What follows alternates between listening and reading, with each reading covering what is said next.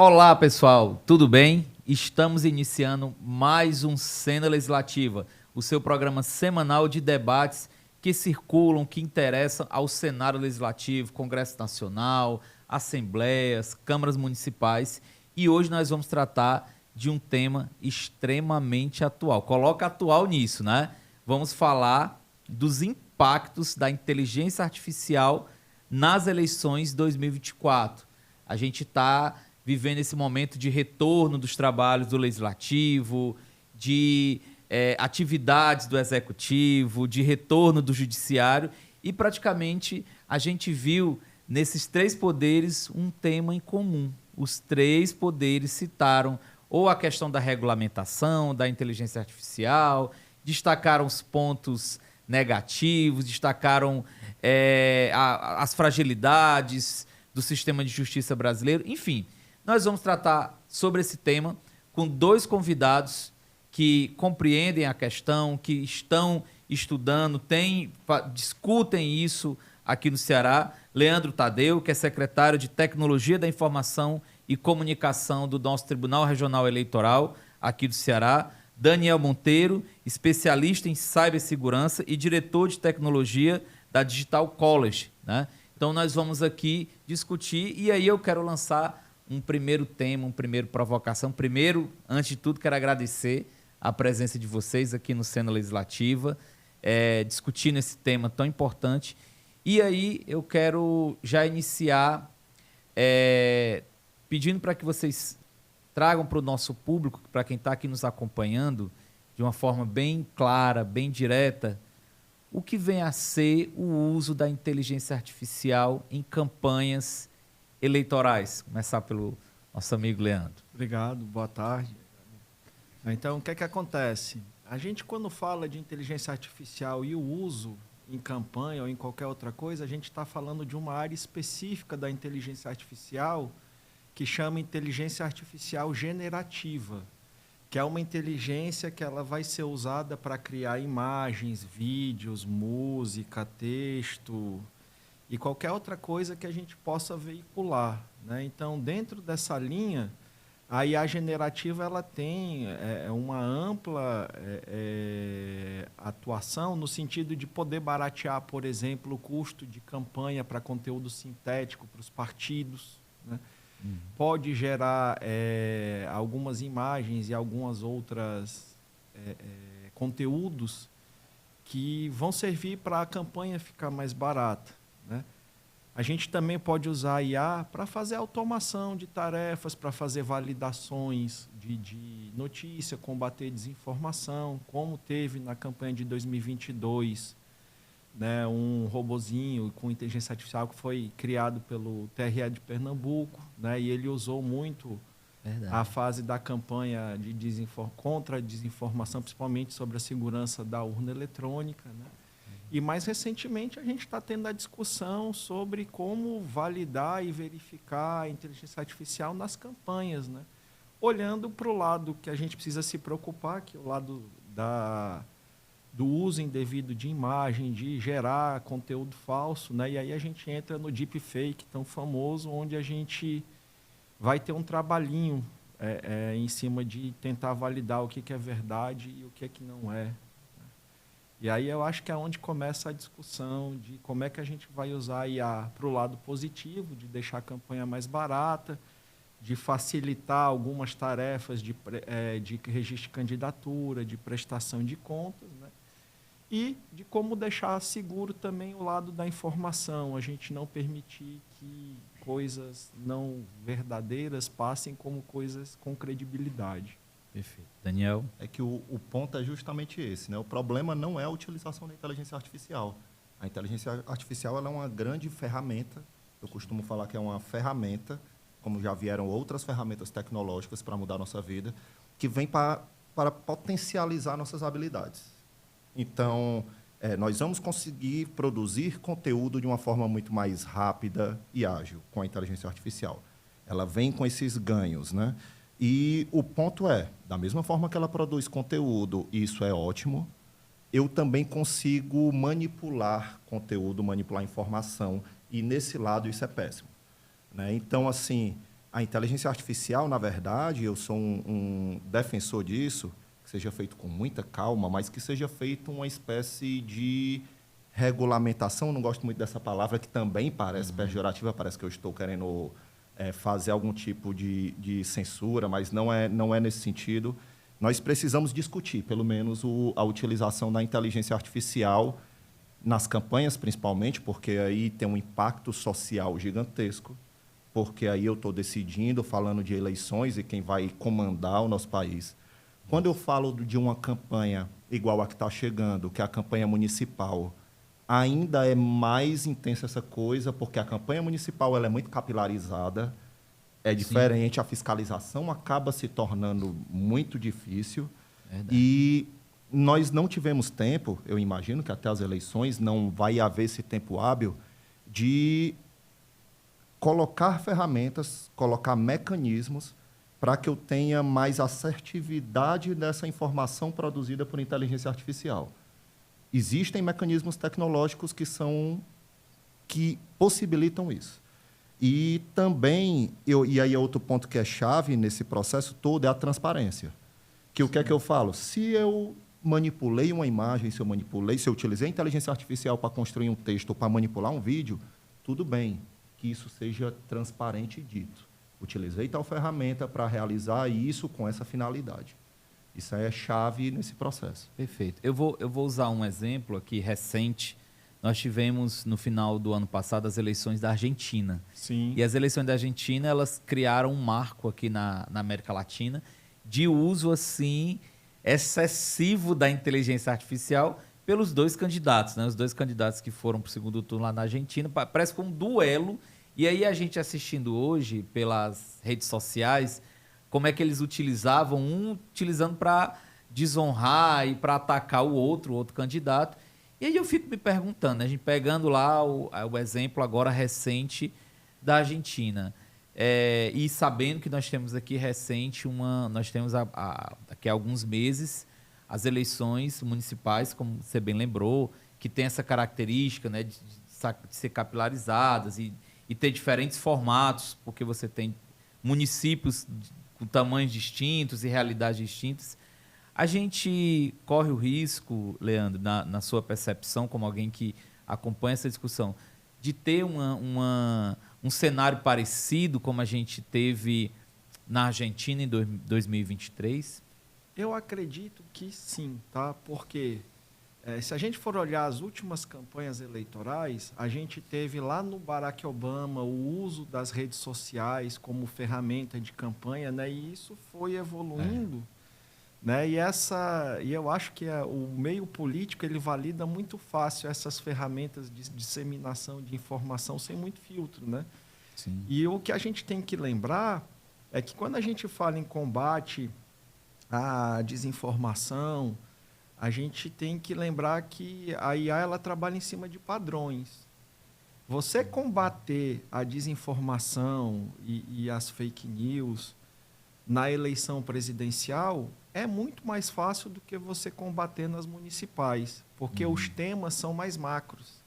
Então, é mais fácil de você juntar, por exemplo, na eleição passada foi muito forte a história da urna não ser segura, do voto impresso. Isso. Então, era fácil de você pegar padrões de manifestação e de texto e você identificar o sentimento daquilo ali e entender se aquilo era verdade ou não.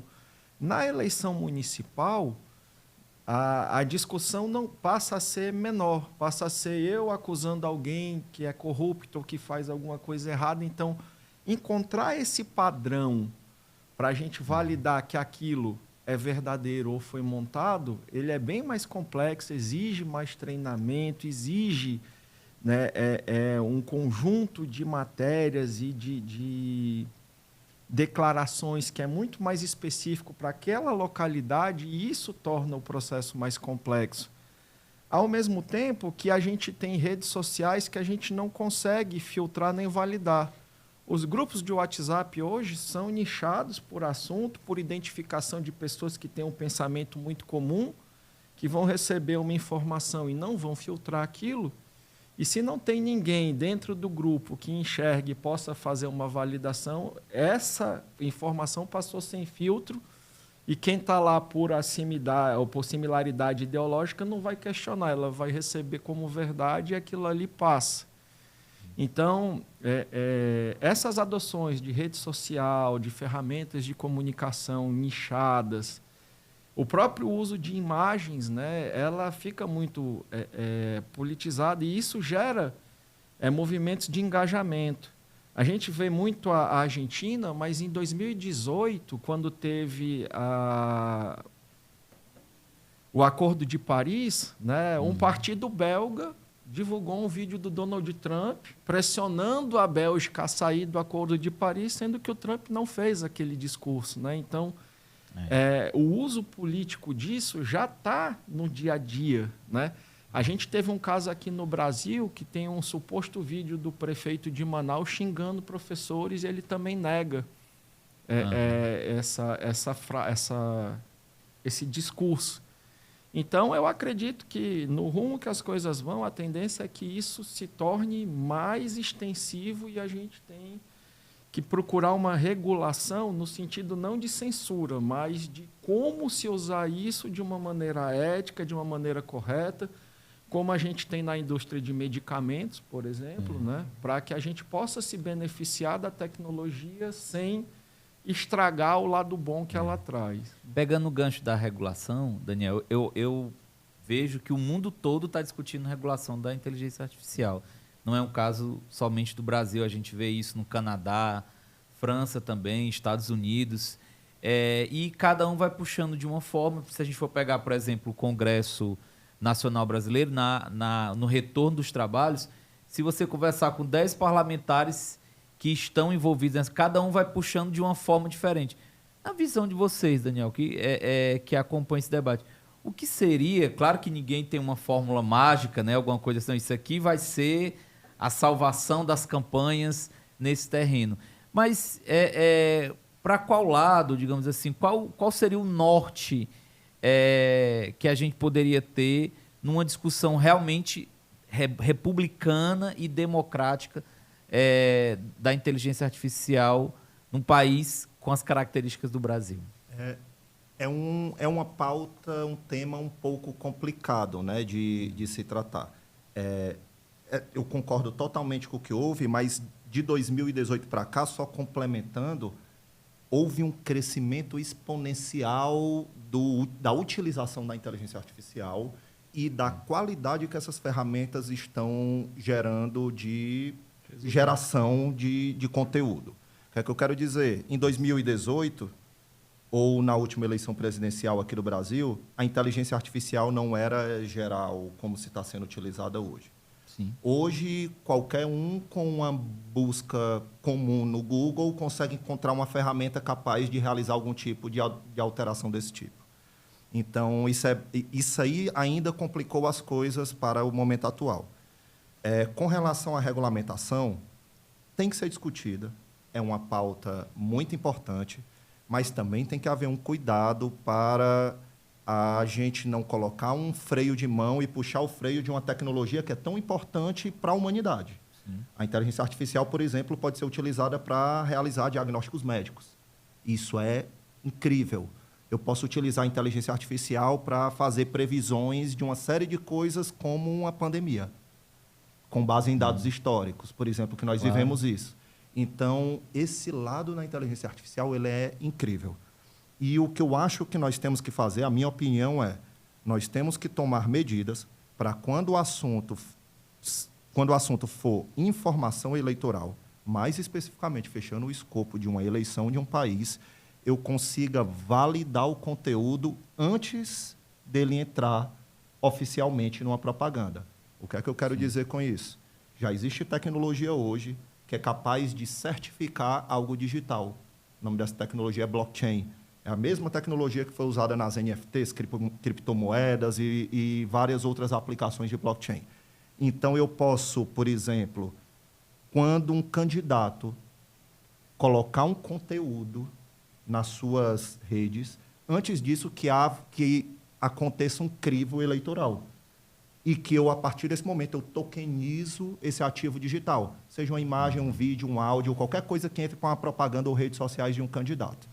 Vamos só tentar ser um pouco didático, que para mim aí ficou a coisa muito técnica, né? Isso. O que eu acho que o Daniel está tentando dizer é o seguinte: a gente tem que ter alguma forma de controlar a origem da informação, né? Quando ele fala de blockchain e de token, ele está querendo que o conteúdo de informação eleitoral que vai passar ali, ele tenha um certificado de origem. Quem foi que publicou aquilo, para na hora de você ir punir uma informação que saiu falsa, que trabalhou a desinformação, eu tenho a origem dela e saiba quem punir, né?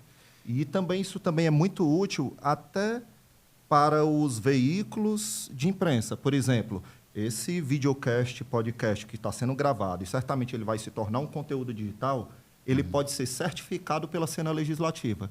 E, a partir desse momento, qualquer tipo de alteração desse conteúdo, ele vai perder esse selo. Ele perde a verificação, ele perde a assinatura. Então, quando eu recebo um conteúdo que não está assinado pela Assembleia Legislativa, mas eu vejo o que aconteceu aqui, eu desconfio. Trazendo para o dia a dia, a gente, quando precisa assinar alguns documentos, principalmente para quem participou desses novos programas do governo, de limpar o nome e tudo, usa o GovBR. Né? A gente assina documento ou a gente valida que a gente é agente pelo GovBR. Né? E o processo de assinatura digital, quando eu assino um conteúdo, eu gero um cadeado lá que, se ele for alterado, o cadeado quebra. Então, eu sei que aquele conteúdo não é o original. Né? Então, indo nessa linha, quando a gente fala de usar a blockchain, de assinar o documento, de ter uma rastreabilidade, a gente saber quem gerou originalmente aquele conteúdo, se ele foi alterado ou não. Né? E a gente tem outros mecanismos disso em outros processos, por exemplo, para saber se a árvore ela foi extraída de forma legal ou ilegal, você tem o selo verde, que também mapeia essa cadeia. E a proposta é muito válida no sentido da gente saber quem é que gerou o material, se ele continua intacto, se ele foi alterado, né? Porque a gente sabe que no mundo político, muitas vezes, a frase fora de contexto, ela gera um entendimento completamente diferente, né? Isso é perfeitamente de ser identificado quando eu faço uma certificação desse conteúdo da sua origem. Você gera um rastreamento. Eu gero um rastreamento. Então, na minha opinião, a grande solução para fake news, deepfakes e alterações de conteúdo por inteligência artificial, ela não é reativa. Que eu quero dizer, com base em denúncias e eu tentar identificar um conteúdo que hoje, com a qualidade da inteligência artificial, está praticamente indetectável. Você consegue detectar por especialista, mas uma pessoa comum não consegue. Então, na minha visão, e eu não acredito que nós vamos ter essa tecnologia implementada até as eleições municipais, a grande tecnologia-chave vem no antes. Eu vou validar o conteúdo na sua entrada e não eu vou ser reativo quando o problema acontece. Perfeito. Reconhecendo esses problemas, Leandro, e você está no TRE e provavelmente acompanha os debates no TSE, você acha que a Justiça Eleitoral, nossa Justiça Eleitoral, ela está antenada com esse debate? Ela tem instrumentos de fiscalização? Porque a gente sabe que uma campanha, se até agora na sua fala, a campanha é muito curta. Né? Então, se você produz uma peça falando do Daniel, de mim, ou a gente está numa disputa, o tempo é muito reduzido para você alterar aquilo, para você fazer o acompanhamento, fazer a checagem. Como é que a Justiça Eleitoral está hoje posicionada nessa discussão? Bom, a gente tem um conjunto de fatores, né? O próprio TSE, de um tempo para cá, ele criou a Política Nacional de Segurança da Informação, né? A gente tem em todos os TREs assessoria de segurança da informação, a gente tem setores de cibersegurança que ficam tratando da proteção das informações, de monitorar a rede. Tem iniciativas, né, de inteligência artificial dentro do Poder Judiciário. A gente tem a plataforma Sinapses, que é um local onde a gente deposita modelos de inteligência artificial, que são programinhas que são treinados para fazer coisas mais especializadas. Né? Então, Do mesmo jeito que a gente está discutindo a IA que é usada para o mal, a gente tem a IA que é usada para o bem, e a gente tem equipes pensando os dois lados. A gente tem um trabalho de combate à desinformação que é cultural, né? O Brasil, para mudar isso, ele tem que aprender que quando ele vê uma coisa que parece que tem alguma coisinha diferente, você valida a fonte, né? A gente é educado a trancar a porta de casa, a olhar para os dois lados para atravessar a rua, mas a gente deixa o nosso cartão com a senha junto. E o ponto é justamente esse, eu passar, criar também uma cultura de checagem. Eu não aceitar o conteúdo tal quando ele vem. Se eu recebo um conteúdo da cena legislativa, ao invés de eu acreditar num vídeo que eu recebi nas minhas redes sociais, eu vou checar na fonte, eu vou olhar no YouTube do Cena Legislativa, que provavelmente vai estar lá esse conteúdo na sua íntegra, na sua origem. E essa discussão passa muito pelo lado ético também, né? Se a gente for lembrar, recentemente teve uma propaganda aqui no Brasil que recriaram uma cantora famosa que está morta para cantar com a filha, né? A gente teve na Rússia uma propaganda que o Bruce Willis está doente, não pode mais atuar, mas participou como deepfake da propaganda e autorizou o uso, né? Então, você tem a construção positiva, você usar esses modelos de inteligência artificial para reconhecer determinados discursos e já tratar, né? Como a gente também tem um trabalho muito ostensivo de gente monitorando a web, né? O trabalho proativo, que é tentar evitar o problema antes dele ficar grande demais, você tem equipes especializadas, você tem grupos dentro dos TREs e do TSE discutindo o uso de inteligência artificial, discutindo desinformação, né? A gente tem um laboratório específico em todo o TRE, que é o Laboratório de Inovação e Objetivos Sustentáveis, que a gente trabalha isso muito fortemente, né?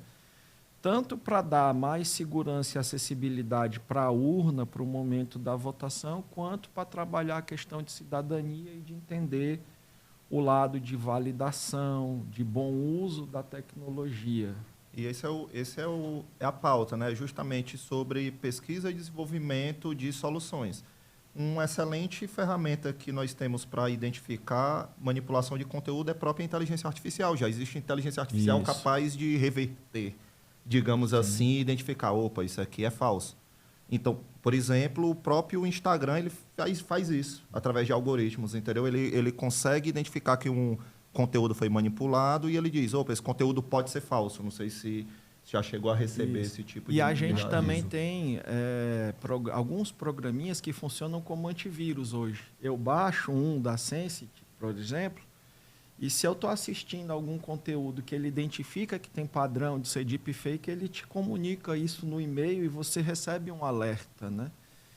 E a gente sabe que esse mau uso também não é só na eleição, é do dia a dia, né? As coisas estão se sofisticando. Eu não sei se vocês viram ontem, rodou uma notícia de uma reunião virtual, né, de uma videoconferência que tinham 4 deepfakes falando com um funcionário que fez transferência de mais de 120 milhões, né, sendo enganado por robô. E isso está no dia a dia. Já estão fazendo videochamada de WhatsApp, né, simulando ser filho da pessoa, porque como a IA generativa ela precisa de padrão para usar, esse padrão a gente mesmo está fornecendo. Na rede social a gente posta muita foto da gente, a gente posta muito vídeo da gente. E a amostra de treinamento ela está cada vez menor. Eu preciso de menos informação, menos foto para gerar conteúdo.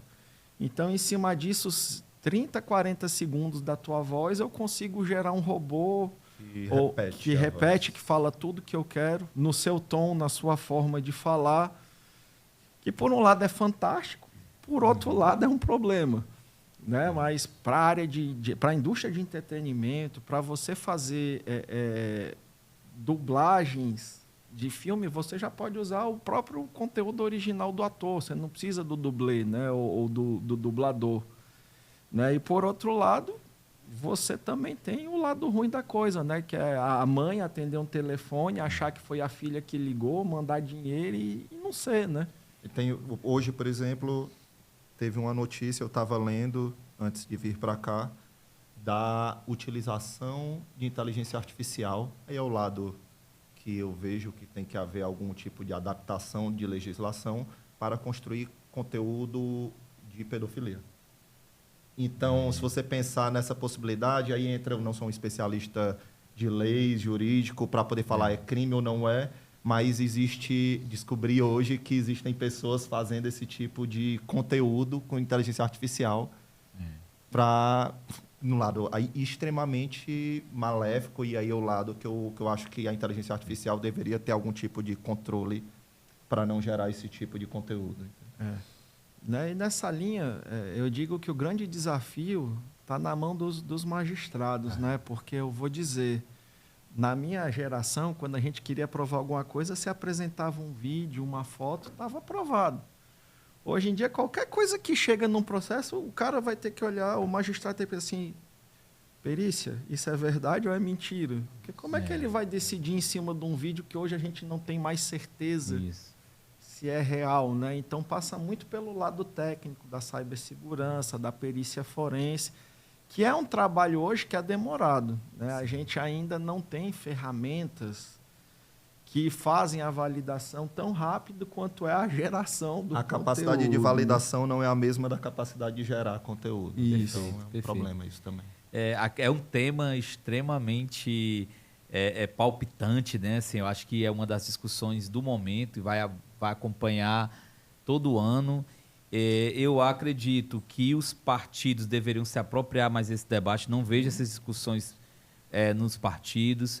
Vejo também muito pouco esse debate por parte da grande imprensa. Acho que isso também deveria acontecer. A gente foca muito só na justiça eleitoral, né? Cadê a justiça eleitoral? E aí esquece muitas vezes que para a gente focar um debate e para pensar saídas, você tem que criar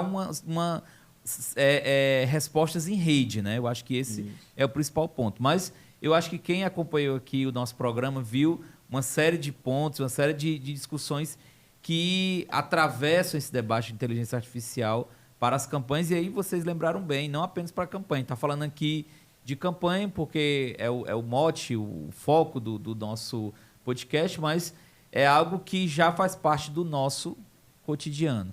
Então, quero agradecer a presença do Leandro Tadeu, do Daniel Monteiro, por estarem aqui, por trazerem a experiência de vocês, o conhecimento, atualizar esse debate, que eu acho que é permanentemente atualizado, porque a ferramenta também se recria, né, Daniel? Exato. Passar para vocês, para as considerações finais de vocês. Eu agradeço demais estar aqui para discutir de uma pauta que ela é muito relevante para a sociedade. Isso vai ser, a utilização da inteligência artificial vai ser algo impactante, vai ser transversal nas nossas vidas. Eu gosto de falar que é um impacto tão grande quanto o da internet nas nossas vidas. A inteligência artificial ela tem esse potencial, porque ela é uma tecnologia muito madura, já vem sendo produzida e desenvolvida desde a década de 70, então nós já temos muito tempo de desenvolvimento e muita maturidade.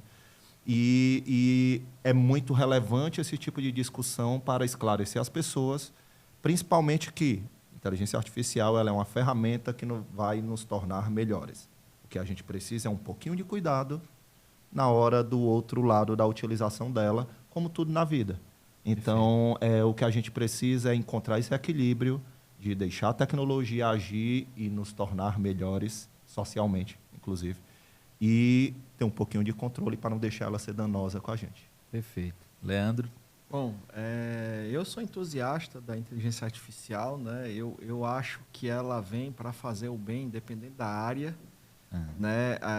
A gente tem exemplos inclusivos fantásticos, né? A gente tem a aplicação da IA no MASP, por exemplo, para a criança interagir com a IA e entender obra de arte, né? A gente tem aplicações na área de saúde, de ter robô lá da IBM, o Watson, monitorando o paciente e indicando para os médicos com antecedência que aquele paciente vai ter um evento que precisa de uma intervenção imediata, fazer diagnósticos mais precisos. E dentro da justiça eleitoral, a gente tem trabalhado com isso também para trazer bons benefícios, né? E a gente tem exemplos plausíveis. Hoje, se você falar do Janus na justiça eleitoral, você está falando de uma inteligência artificial que ajuda no registro de candidatura, na prestação de contas, na questão do lançamento correto das movimentações para o processo andar da forma correta. E a gente tem uma série de outras iniciativas que ainda não viraram nacionais, mas que elas são importantes para, nos quadradinhos ou no Lego da IA na Justiça Eleitoral, elas virar um produto maior e mais robusto, né? E eu acho que a grande contribuição dessa nossa conversa é abrir esse debate ou levar isso para mais pessoas, né? E eu queria deixar um recadinho para quem vai votar esse ano, lembrar que quem não cadastrou biometria ou foi lá fazer as atualizações cadastrais, a gente tem até 8 de maio para poder votar, né? Então é importante a gente até 8 de maio regularizar a nossa situação para a gente ter o nosso maior direito, né? Que é exercer a nossa liberdade democrática e escolher os nossos representantes. Né, eu reforço isso porque aqui no Ceará a gente tem 1 milhão de eleitores que estão com biometria ou com alguma regularização a fazer. Né, e é muita gente. Então, deem uma consultada se vocês estão regulares, porque é importante para a gente exercer a democracia que a gente está conversando aqui também. Perfeito. A gente falou de inteligência artificial, mas, na verdade, o pano de fundo sobre essa discussão é realmente sobre a democracia. Eu acho que finalizou muito bem. Então, gente, esse foi mais um Cena Legislativa. Vejo você no nosso próximo programa.